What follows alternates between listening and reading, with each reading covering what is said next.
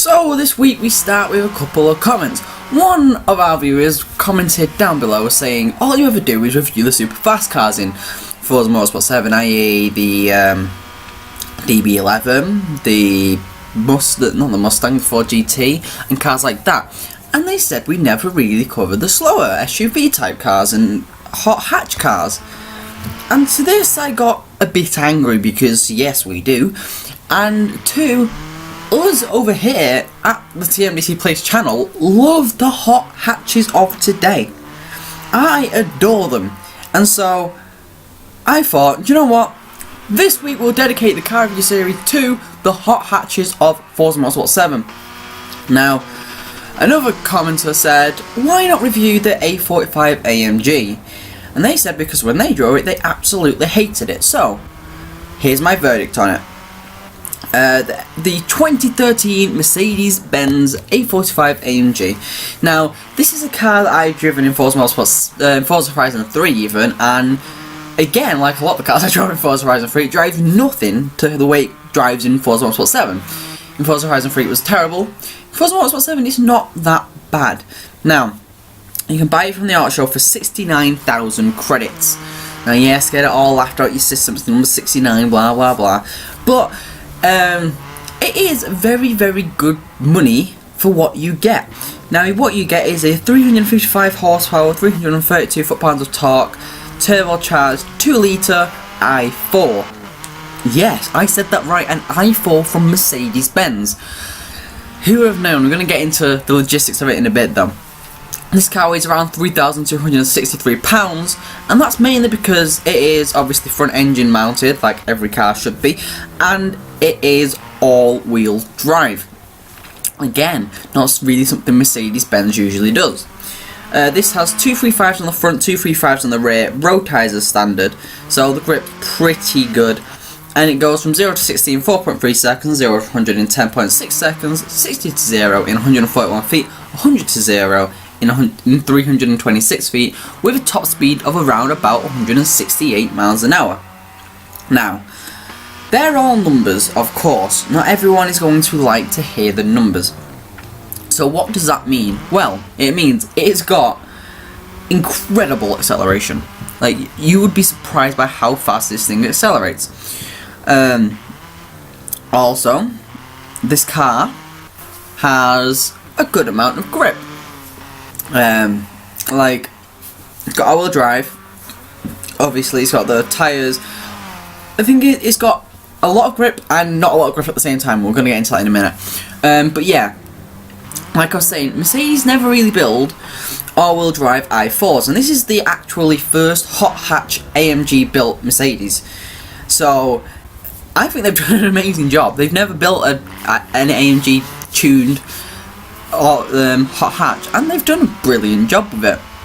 And yes, I am not joking when I say this. This is a legitimate stock colour you can get the Mercedes in. It is gold, and you know, I first put it on as a bit of a joke, but it's actually starting to grow on me. It does look pretty decent.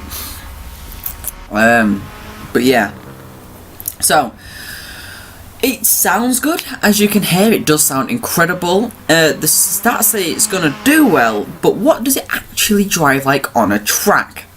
Now, this is probably the biggest downfall for the Mercedes, because it accelerates very quickly, but the turning is, well, there's no other way to put it but atrocious. It doesn't turn in. Because of the all-wheel drive system, obviously every all-wheel drive system is prone to understeer. It's prone to, when you go into a corner, carry on going in a straight line, because that's what an all-wheel drive system does. Only the best all-wheel drive systems, like on the Ford Focus RS, which is coming very, very soon, may I say, doesn't understeer, but this one does, and it understeers like a maniac. Also, the brakes, they aren't very good, so when you want to brake, you've got to brake a lot earlier than a lot of the other cars, and then it won't turn in, so you've got to keep braking, and then when you stop braking, then you can turn in. It's just not very good at turning in. But the thing is, it's very grippy in the sense that the back end is never, ever, ever, ever going to come out unless you really force it to.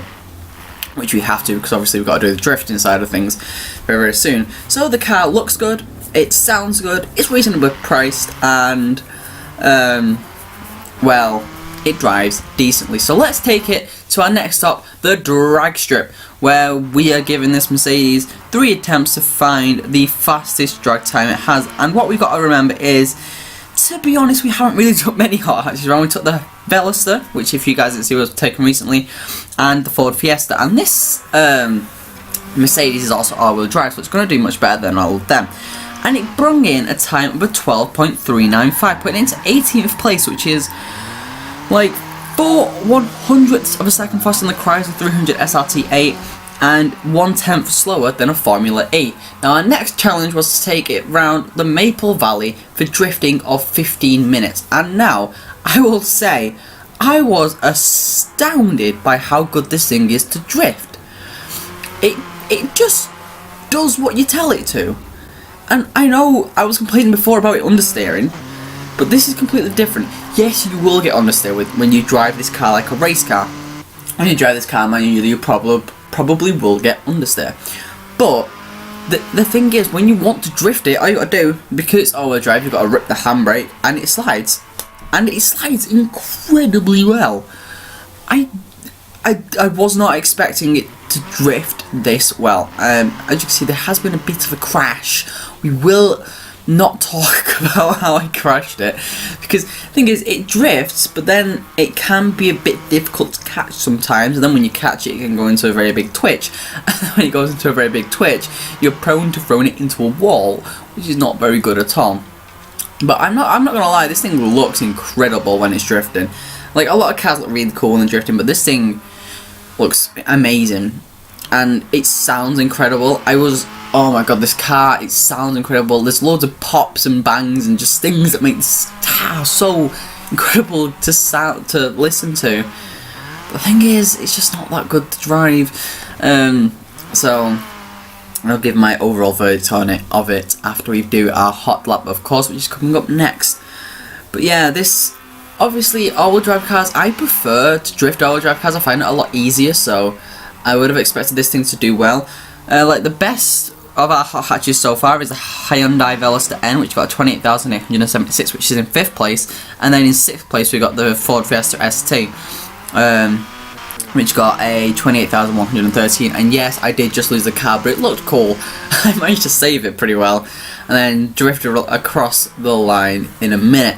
So the Mercedes-Benz A45 AMG pulled in a best lap of 34,736, which places it into 3rd place, which is 2,000 ahead of the Porsche 911 GT2 RS and 2,000 down on the Ford GT. Now, here's where the Mercedes should really be, on a racetrack. Now, here we are at, obviously, the Suzuka Full Circuit, where we gave this car 5 test laps, and then it had, obviously, its out a lap that we had to do. So now this is a big downfall for the Mercedes, because here we've got the first turn, which is okay. The way the first turn and spoon, the way they're made is they start off open so you can get the car out, and they tighten up, which brings the car around really, really well. But here is a massive downfall for the Mercedes, this part of the track. The S-curves, turn 3, 4, 5 and 6 and 7. It just does not turn in properly. You'll see it looks relatively tame on the track, but then you gotta remember, I've had lots of experience with this car by the time I came to do it, and I knew what speeds to take, and this was slow. To get it round some of these corners, especially here around the Dunlop, you could not put full throttle down because it just understeered off the track. The Degnevs, it was pretty good because you just get stopped and then you wasn't going much fast like for it, but then this one was, as you can see, off the track. Understeer is not very good, but through here, through this very fast right-hander, it is alrighter. And coming up the uphill hairpin is the only car which I've seen that does not get wheel spin coming up the hill, so that is incredible for this car. And then again we're on to understeer central, where all it would really do is go around this corner and I guess not really go around the corner very well. It just understeers, and I know how they can improve it, and that's what really annoys me. And we'll get into it after we finish this lap, because I'm commentating on the lap, not how to get the car better. But yeah, now we're coming around spoon. and again, it was just understeer, and then you could really just pile on the power as soon as you're onto the straight. You could just full throttle down the straight. But the thing is, because this car is so heavy compared to some of the other cars we've taken around here, yeah, it's got a good acceleration, but it's only getting to around about 134 miles an hour on that straight. So that's not very good. I mean, we got it stopped, and then we got understeer through that corner, obviously because we're going pretty much very quickly. And the Casio triangle, this is where this car would really excel. Slow speed corners, it can really get turned in, but I still managed to understeer it off the track, and that shows just how bad this car is from understeering. But the all-wheel drive system, I can obviously punch it around the corners. I know, it's just the full throttle down to the finish line, which we're only doing about 100 miles an hour to. And basically the lap time we got with this Mercedes-Benz AMG was I've not even got it here. Where is it? There it is. It's a 2:37.818, which puts it into 18th position.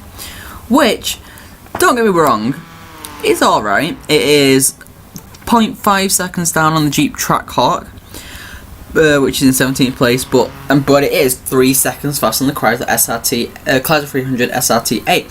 Also, compared to the other hot hatch which was taken around, the Hyundai Veloster N, which is in 20th position, it is a good 6 seconds ahead of, and the Ford Fiesta ST is a good like 10-20 seconds ahead. So, you know, it is decent around the track compared to the other cars we've taken, just terrible at the same time.